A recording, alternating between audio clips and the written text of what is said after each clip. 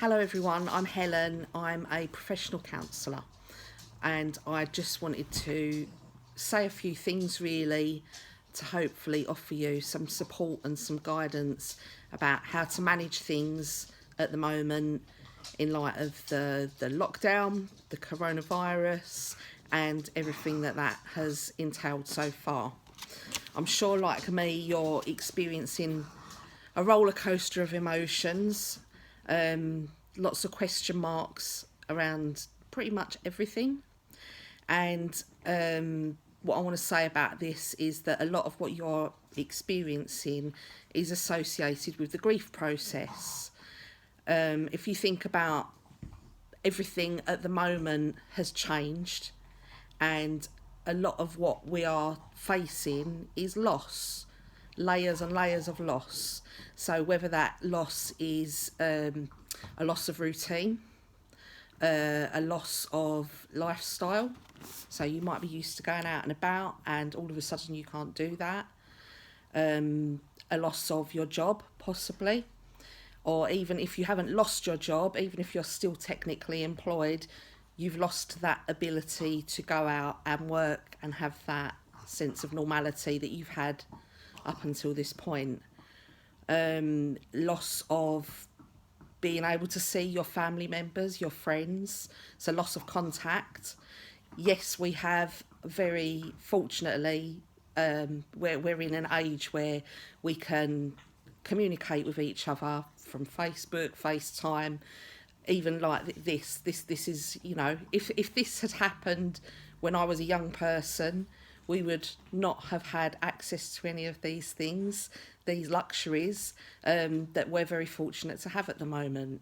However, face-to-face contact with someone, being able to hug someone, being able to hug your children. Yeah, I've got adult children that I'm hugely missing at the moment. Neither of them live with me, and I just want to grab them and hug them at the moment, and I can't. And that is a big sense of loss for me at the moment. My parents, my sisters. Yeah, I'm just missing everyone really. I'm missing my friends, and having that proximity contact is huge to have lost that. There's other things that you might have lost. You might have lost out on special events, weddings, parties, birthdays. You might have a big birthday this year that now all of a sudden everything's changed. Holidays you might have lost out on. But I think one of the biggest losses that we're all facing at the moment is due to this lockdown, and that is the loss of our freedom, our liberty. We can't just pop out to Primark, pick up a pair of new pyjamas. Everything is shut down. We've lost so much already. I'm not sure what your understanding of the loss process is. There's lots of theories around this, but generally the theory is that we go through stages of loss, and this is more associated with bereavement, so losing a family member or a loved one or even a pet. However, loss is loss, and we kind of process things in the same way. Our brains don't know the difference between a loss of a person or a pet or any of the things we're facing at the moment. A loss is a loss. A loss is something being taken away from us that we have to then face a world that is very different without that thing, that person, whatever it is that we've lost. All of a sudden we're facing a tremendous change that was uninvited and quite often unexpected. So the stages of grief are denial, which I'm sure you will all have experienced at some point during this episode, which is it's the shock, and our brains protect us by going into this kind of numbness where we're not taking on board anything. We're kind of, you're almost putting your fingers in your ears and going, la la la, it's not happening. Unfortunately, a lot of people are still doing that, and that's why they're not adhering to the lockdown rules. So they're just carrying on as usual, and that is very infuriating for other people. So denial. Another stage is anger, I don't know if any of you have experienced this at the moment, anger, kind of a bit of anxiety as well at the same time, where we will blame. You might find yourself blaming other people, being very annoyed, being finger pointing. Well, what about the government? They've not done anything for us. What about the Chinese? We will look for reasons to be angry when actually what we're angry about is the change. We're having something taken away from us. And if you think about a child, when a child's got a toy and you take that toy away, they get very angry. They get very angry, and they might even lash out. And we might find ourselves at the moment with very frazzled emotions. You might find you're very irritable with people. You might find you're getting into arguments with people, and typically this is happening online at the moment because that's our social interaction. So you'll get angry with people online. You'll say things that you wouldn't normally say, maybe hurtful things that you end up regretting, that you end up apologising for, but it is all associated with this anger that we're feeling at the moment. That's part of the process.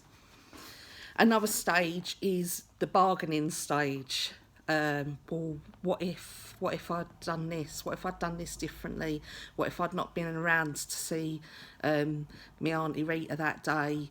The bargaining phase is full of questions such as, if only I did this, then it'll make it okay. I won't have to face up to what's happening.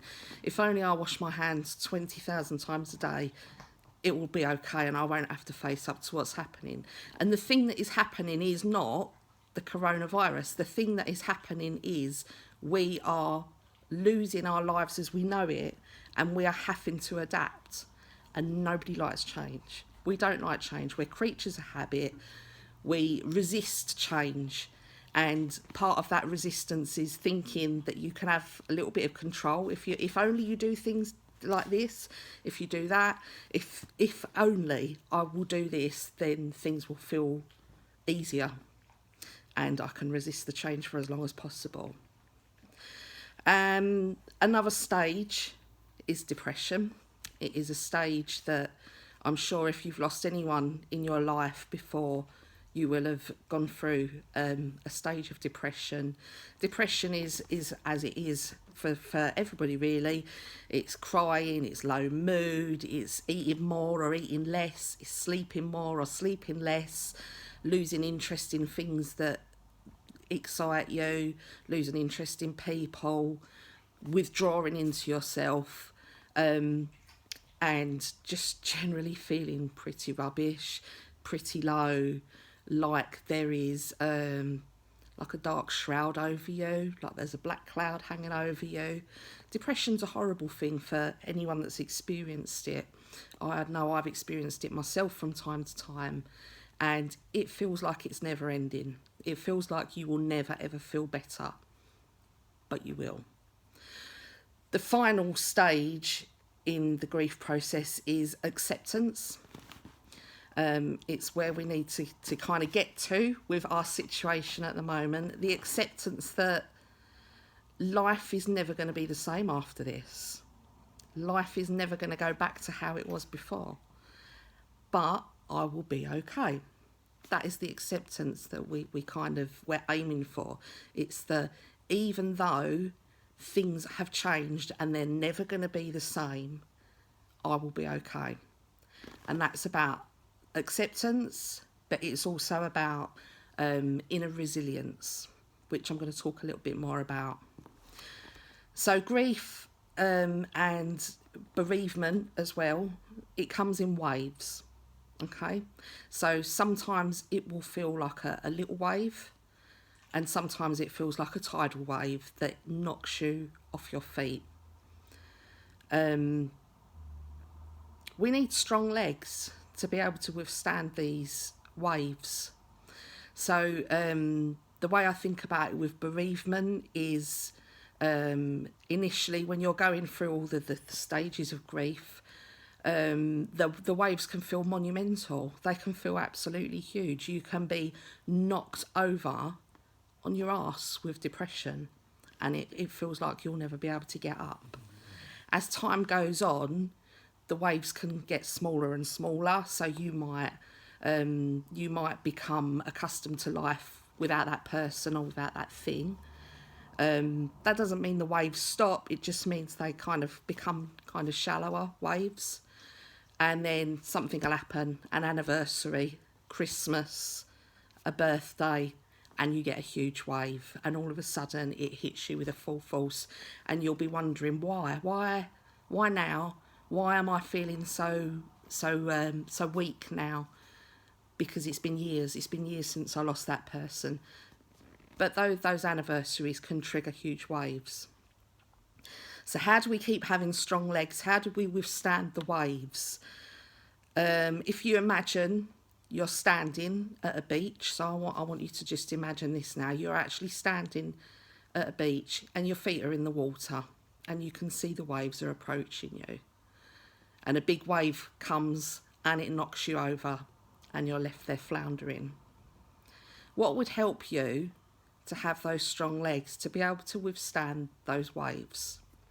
So if you think about stretching out your hands to each side, who would be holding your hands? Who would be helping you to stand up, to withstand those waves? Is it a husband? Is it a wife? Is it friends? Is it family members? Is it a pet helping you stand up? Is it work? Does that help you stay strong? Whatever it is, just imagine that you have got rows and rows of people holding you up, keeping you strong, stopping you falling over. They help your legs stay strong. That is why a support network is so hugely important. The other thing that helps you build resilience, build your strong legs, is self-care, self-love. We can't always rely on other people to be there to help us. Sometimes we have to stand literally on our own 2 feet. And we can only do that if we're really looking after ourselves. So by self-care, I mean making sure you've got some kind of balance in your life. If you're a generous, giving, caring person that tends to put others before themselves, that's a lovely thing. It's a lovely thing. But you need to look after yourself as well. You need to give out just as much and take in just as much for yourself to be able to feel balanced. If you don't, if you end up, if you think about yourself like a bank account, so what you give out, the energy and the emotional energy and the practical things that you give out to other people are like a withdrawal coming from your bank account.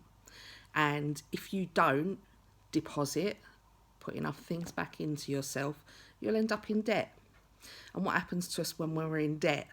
We end up feeling rubbish, you lose sleep, you'll be ratty with people, you'll eat poorly, but more than anything, your mental health, your state of mind will be worse. You'll be more prone to irrational thinking because you're just drained. You're drained of energy, and it just has like the worst effect on you and your self-esteem. So we need to deposit lots of nice things to ourselves. So whatever that means to you, okay? So for me, I like going dancing, I like teaching dancing, I like walking my dogs, I like a bubble bath, I like listening to music, I like watching a film. So the nice things that make us feel good are deposits, and they're incredibly important. And I would recommend on a daily basis, you work out how in debt you are and what you need to do on a daily basis to kind of recover. So what do you need to deposit today to make yourself feel more balanced? Okay, so I want to talk a little bit about anxiety. Everybody at the moment that I'm talking to is experiencing anxiety. And I just want to tell you that is completely normal. In light of everything that is happening at the moment, I would not expect you to all be totally chilled out 100% of the time. If you're experiencing anxiety, coming up, creeping up on you, whether it's coming up in like waves, whether it's feeling like you're being hit around the head with a stick. That's how anxious you feel. It is all completely normal at the moment. However, I just want to explain a little bit about why you're feeling so anxious at the moment, what anxiety is, and how it can kind of present itself to us, and a few little strategies about what you can do to maybe help yourself.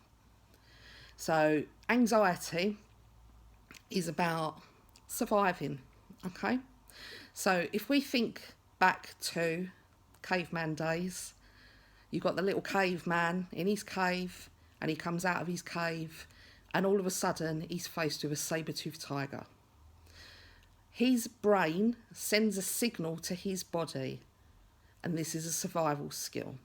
So the kind of things that will be happening for that person's body are their heart will start beating faster, their lungs will start pumping faster, blood starts pumping around your body, muscles tense, you start sweating, your temperature goes up, your pupils dilate, so all of a sudden you can see really, really clearly. Breathing changes, and what is happening is your body is preparing you for fight, flight, or freeze. So fight, that caveman is going to fight off that saber-toothed tiger. Good luck to him. But his body is preparing him for this. So by tightening those muscles, his fists clenched, his body is producing adrenaline, he's got it in him, he's got this strength that's kind of come from nowhere. His pupils are dilated so that he can take in more information about what's going on. His body starts producing sweat so that if he's grappled by this saber-toothed tiger, he's slidey enough to slide away. I think it's fascinating, really, that this is the survival skills. A little thing about digestion as well. So when your body is in fight, flight, or freeze, your digestion slows down, and that is from your mouth all the way down through to your gut. So the saliva, you end up with a dry mouth when you're anxious. This is why, because the digestion slows down.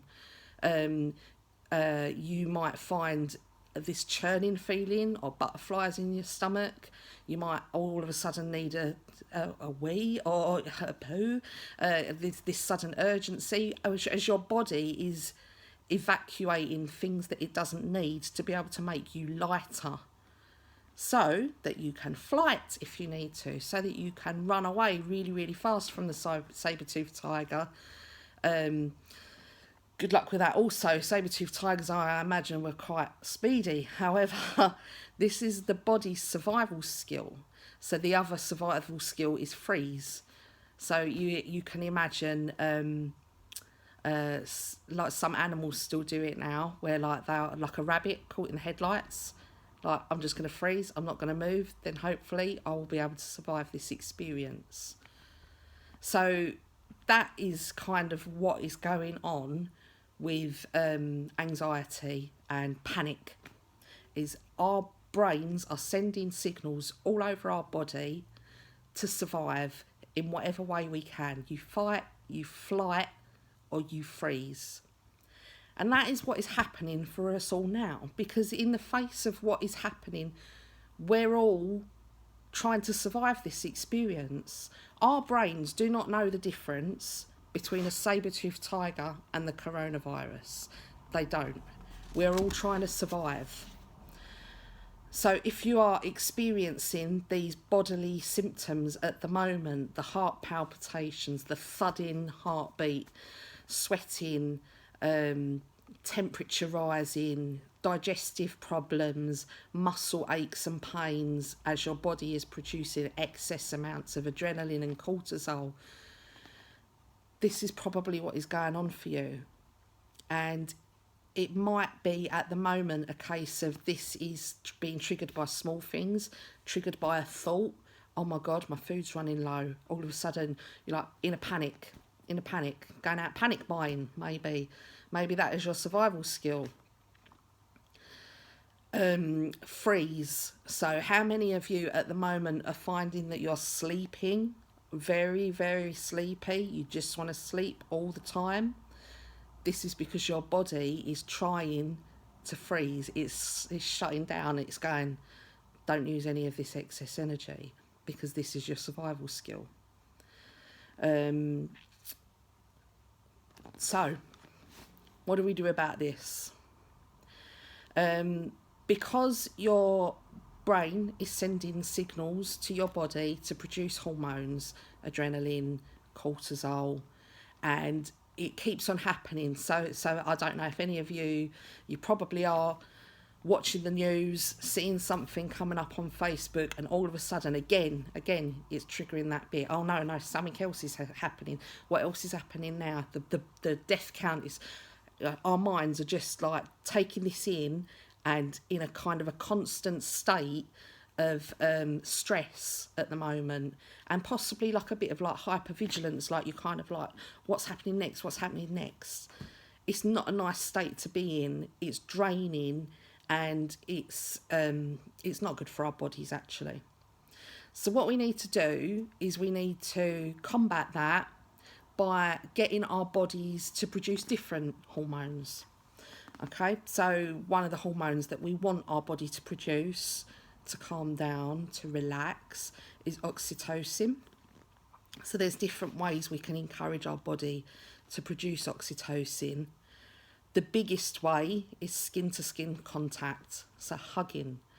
Now, obviously, that's kind of difficult at the moment with social distancing, but if you're at home with your family and your loved ones, and they're not symptomatic, they're not self-isolating, hugging, touching each other's skin. If you've got children especially, they're going to need a lot of hugs at the moment.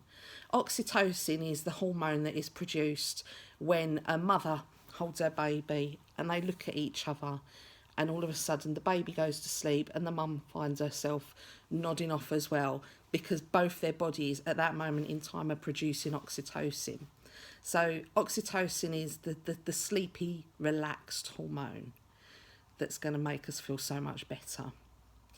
You can also get oxytocin from hugging pets, stroking pets. If you've got cats, if you've got dogs, if you've got other animals, it's a really lovely way to get your body to produce oxytocin. So I've been having afternoon naps with my dog, and yeah, that's lovely. I'll sleep for England if I've got my little dog next to me. So yeah, oxytocin, important. So another thing that you can do, if you think about when you are in that anxious state, what is the first thing that you notice about your body? Is it your temperature increases? Is it that your heart misses a beat? Is it that you notice your breathing changing, your muscles tensing? So when you first start noticing that you've been triggered into this anxious response, this is a time when you can take yourself away from whatever situation it is. If you're sat in front of your laptop working, please, just step away. Just give yourself 10 minutes, okay?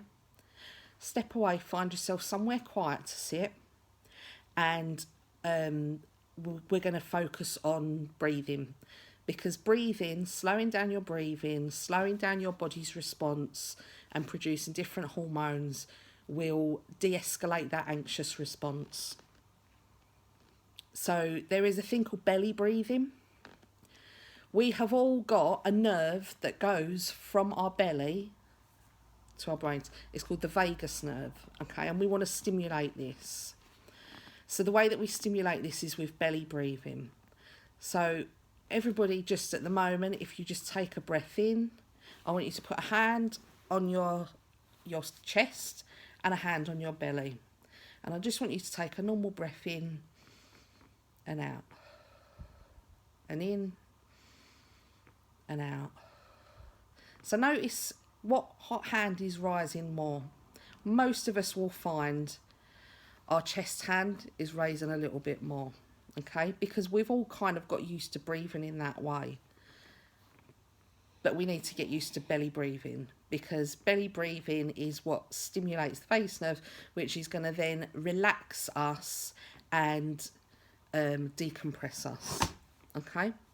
So I just want you to breathe in, and I want you to imagine your stomach is like a balloon that is inflating.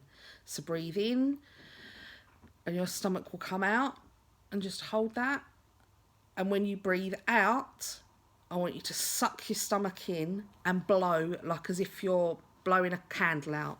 So you're going to breathe in and then out and in and out.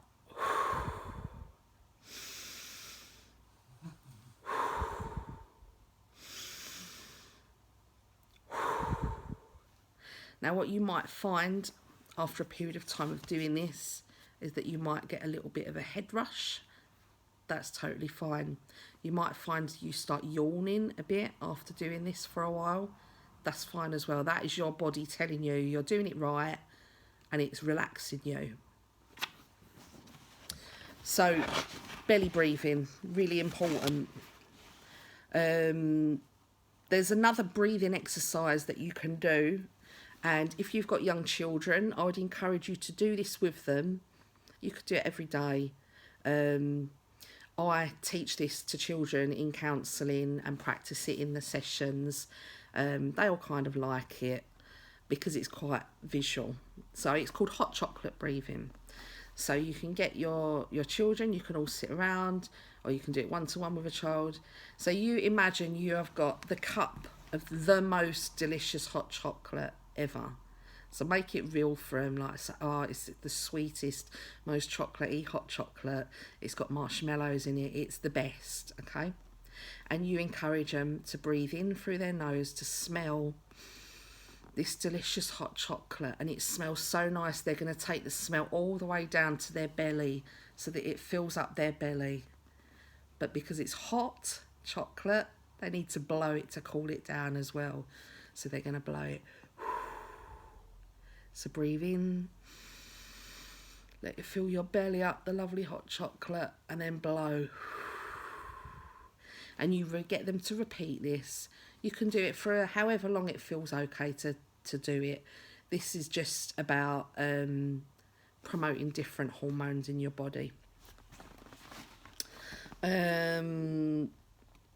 What else? So the other things that are going to encourage nice hormonal responses are meditation, however you choose to do that. You can do candle meditation where you literally stare at a candle. You can do guided meditations. There's so many on YouTube. You can do progressive muscle relaxation, which is you find that you can do this sitting, you can do this laying down. Start with your toes. So you're going to scrunch your toes up as much as they can to the point where they're shaking, and then relax. And then your whole foot, stretch it out, spread your toes right out till they're shaking, and then relax. And you're going to work your way up from your toes right the way up to the top of your head. And you just tense till it feels like it's shaking. And then you relax. And what that's going to do is that's also going to encourage your body to produce the relaxation hormones. I hope this has been helpful. If you've got any questions, you can always send me a message. If you let me know if any of the things that you try work for you, that would be great as well. And yeah, so keep looking after yourselves. Keep trying to understand what is going on for you at the moment, that it is totally normal to feel anxious, that it is totally normal to be experiencing a sense of loss and grief at the moment. You're not weird, you're not losing it, you are experiencing pretty much what the whole of the world is experiencing at the moment, and you can help yourself on a daily basis by trying out some of these strategies. I've probably got loads and loads more, but I feel like I've talked long enough. Feel free to get in contact with me. Love you all.